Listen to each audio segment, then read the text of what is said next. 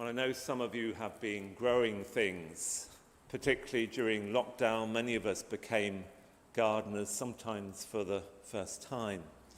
And we've had successes, and no doubt we've had a few failures as well. We've had a constant diary on the chili growing prowess of different members.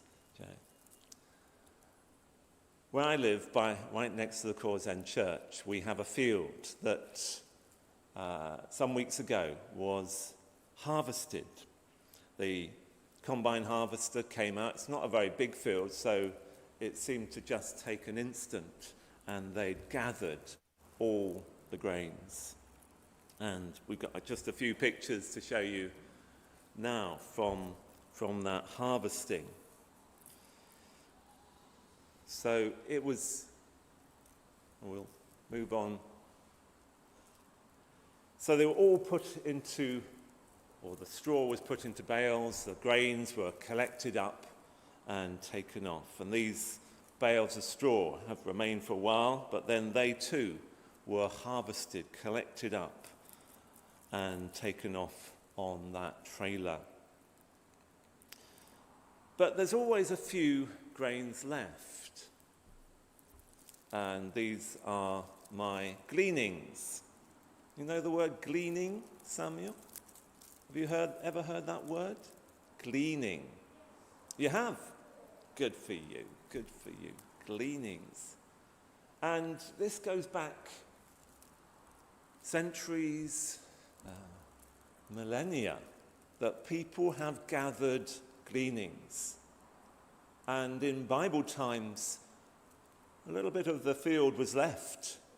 Not everything was harvested. There were gleanings for those who were the poorest in the community to gather up for themselves.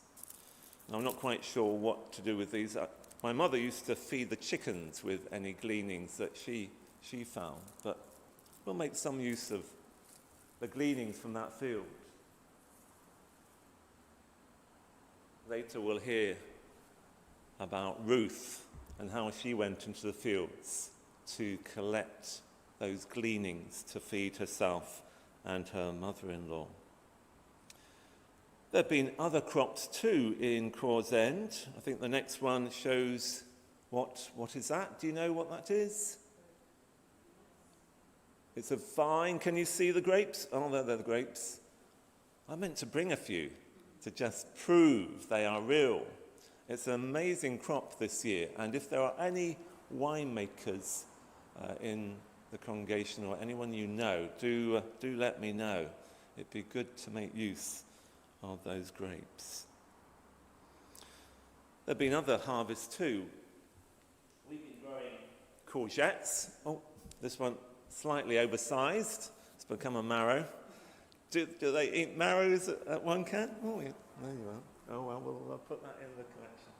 And I know Elsa and Tony have been growing many things, but they have a wonderful crop of pears at the moment. And Tony's brought some pears for anyone in the congregation to take home with them. Anything else we've been growing? Maybe the next slide might show the chili plant. We had to mention the chili plant. And has anyone harvested any? Oh, well done, Julia. And you, yeah, and Simon too. So, I don't know, we seem to have some very big chilies and then some very small ones. How that worked out, I don't know. Just a couple more slides.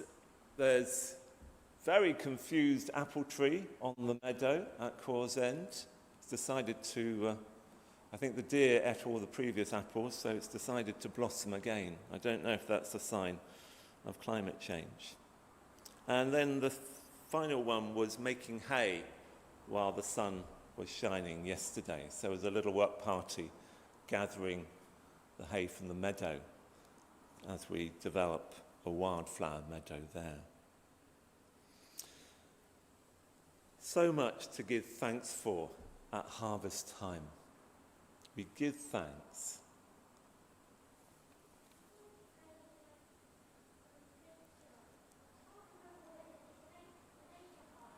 Okay. You can't quite remember at the moment. We'll talk later. We'll talk later about that. But think of all the things that you have grown or harvested or enjoyed over recent months. We give thanks, but we're also challenged to give in response for that great faithfulness of God. And I'm really delighted to have Joe Belshaw. I get your title right, Food Procurement Manager.